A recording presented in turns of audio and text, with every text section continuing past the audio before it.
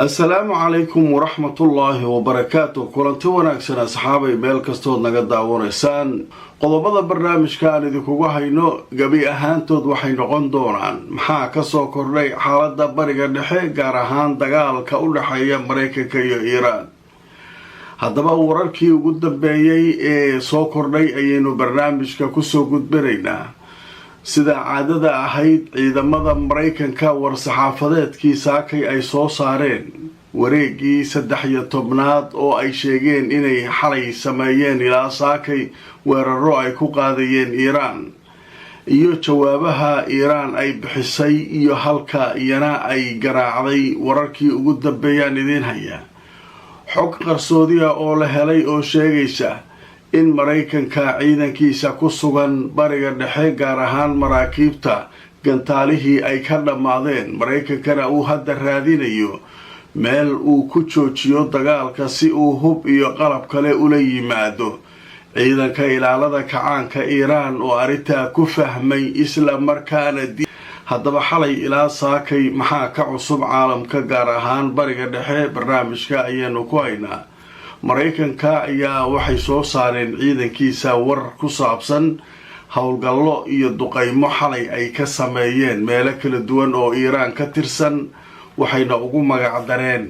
wareegii 13aad oo ay soo gabagabeeyeen saakay isagoo socday ilaa xalay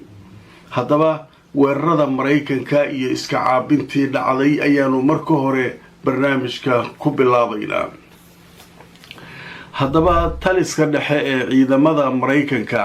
ayaa waxay sheegeen in la soo gabagabeeyay wareeg kale oo la garaacayay Iiraan taliska dhexe ee ciidamada Mareykanka ayaa war-saxaafadeed saaka ay soo saareen waxay ku sheegeen inay soo gabagabeeyeen si guula habeenkii 13aad sida ay sheegeen weeraro ay ku qaadayeen Iiraan Mareykanku waxay sheegeen inay weeraradaasi ku garaaceen oo ay ku bartilmaameedsadeen xarumaha hogaaminta militariga Iiraan goobaha warshadaha halka lagu kaydiyo diyaaradaha droniska iyo shabakadaha isgaarsiinta iyo goobaha xiriirka xeebaha haddaba waxaa la sheegay in sidoo kale ay awoodda Iiraan weeraradan ay wax badan wiiqayso si Iiraan ay u joojiso inay markaa weeraro ku qaado maraakiibta maraysa Hormuz dhanka kale waxay sheegeen Mareykanku oo ay ku celiyeen mar kale in marinbiyoodka Hormuz uu furan yahay maraakiibta doonaysa inay halkaa ka gudbaan Mareykanka uu caawimaad siinayo oo uu kaalmaynayo wax iska bedelay male taariikhda unbaa isbedelaysa oo la leeyahay habeenkii 13aad habeenkii 12aad laakiin qaabka iyo meelaha waan duqayna ay leeyihiin iyo waxa waa samayna ay leeyihiin isla kuwi waaye waxaana marka dambe lagu soo gabagabeeyaa marinbiyoodka Hormuz waa furan yahay maanta waxa kaliya lagu soo daray waxay tahay Mareykanka idin taageeraye soo gudba ma la gudbi karaa maya sheekadaasu marka waa warbixinta ciidamada Mareykanka saakay ay soo saareen dhanka kale marka inta dagaalada ay socdeen saakay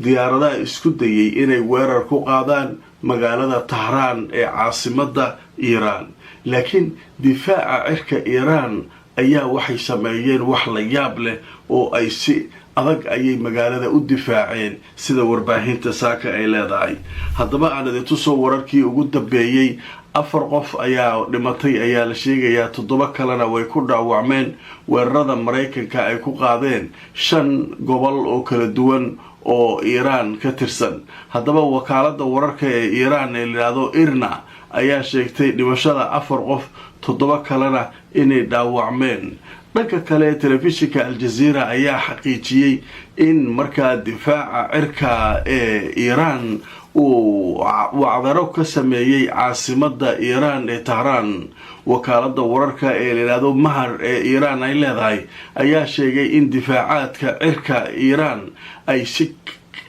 daran u difaaceen caasimadda Iiraan ee Tahraan iyagoo iska caabiyay weeraro ay cadowga ku soo qaadeen halkaas way marka waa u jeedaa weeraradii ay soo qaadeen waa iska difaacnay magaalada Tahraan caasimada Iran ayaa weeraro la isku dayay laakiin si kaliya laba ayay u difaaceen leeyahay difaaca cirka Iran way qaybtaasu marka waxay ahayd Mareykankii weerarkii u qaaday iyo sida la isaga difaacay laakiin waxaa dhiman jawaabta Iran ay bixisay iyaduna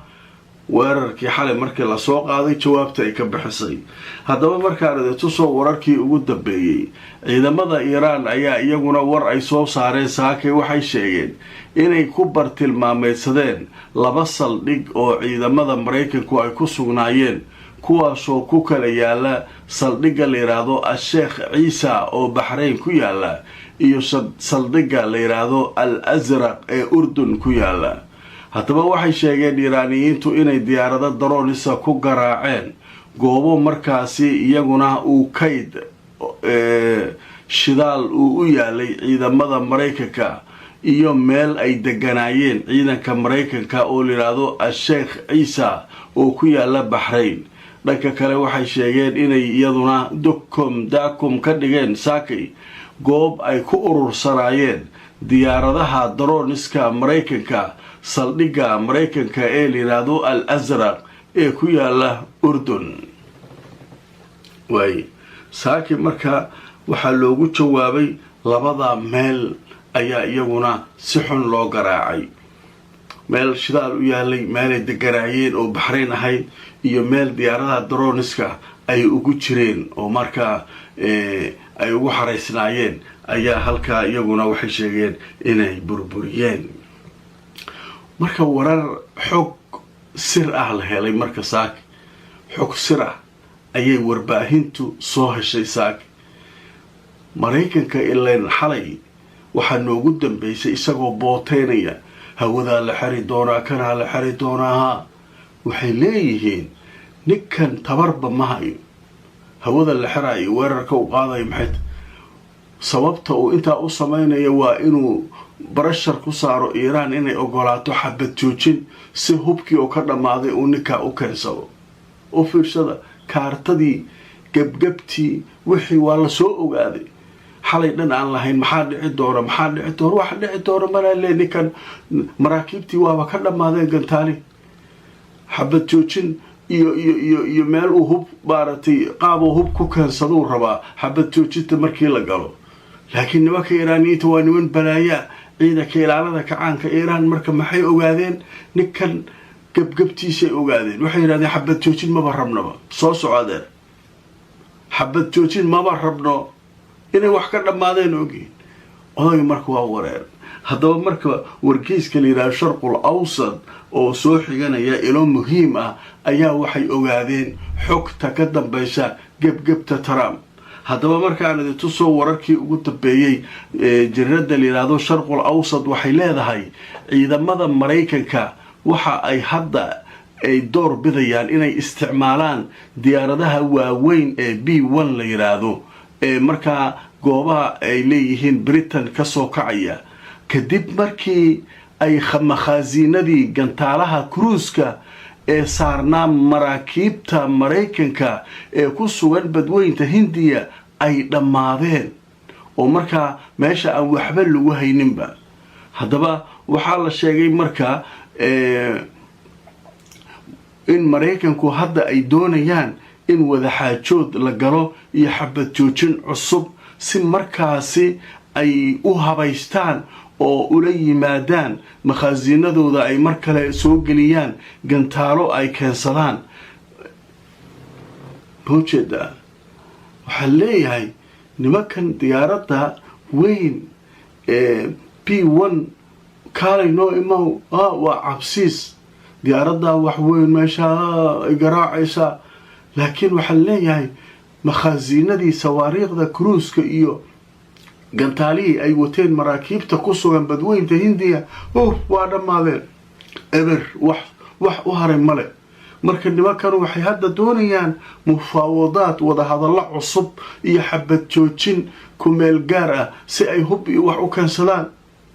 sheekadu markay halkaa marayso marka isla wargeyska sharqul awsad wuxuu leeyahay arrintan ayuu haddana qoray. wuxuu leeyahay ciidanka ilaalada kacaanka iiraan oo ku fahmay sheekada ayaa waxay yidhaahdeen inaanay mar kale ka ogolaan doonin maraykanka inuu ka faa'iidaysto xabad joojinta uu doonayo si markaa uu gantaalo iyo shidaal iyo rasaas iyo wax walba u keensado si uu dib u bilaabo markaa dagaalka. waxaana ay sheegeen ciidanka ilaalada kacaanka iiraan inaanay aqbalayn hadda xabad joojin. adeero waa ku fahnaa leed, waa kula soconnaa, habarteeda ka taaliin meesha xabad joojin ma jirto. soo soco leed diyaaradda B1 aa sheegaysa nuclearka ridaysa waxaas keenso, annaga nama gaadaysid xabad joojin beena inta gashid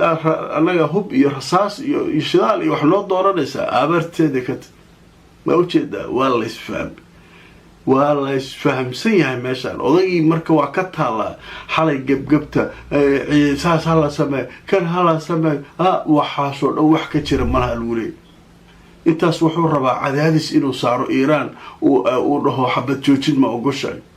xabad joojin 10 maalmood dhowr 10 maalmood inuu wax ku keensaduu rabaa. laakiin nimankaa ma la gaadi karo. ciidanka ilaalada kacaanka iiraan waxay leeyihiin habarteeday ka tahay xabad joojin maba rabnaba, soo soco nuclearka sheegaysiiyo diyaaradaha la imaw.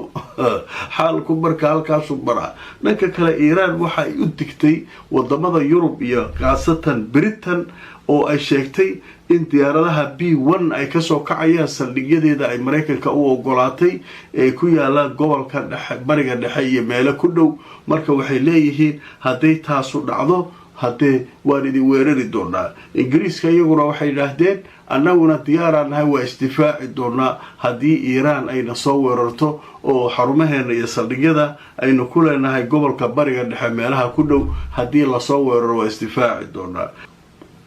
warka kale ee ugu dambeeya saakay barnaamijka aanu kusoo qaadanayna wuxuu yahay ninkii Trump ahaa wuxuu leeyahay lacagtii la rabay oo heshiiskii markii hore in iiraan la siiyo lacagtii laga xanibay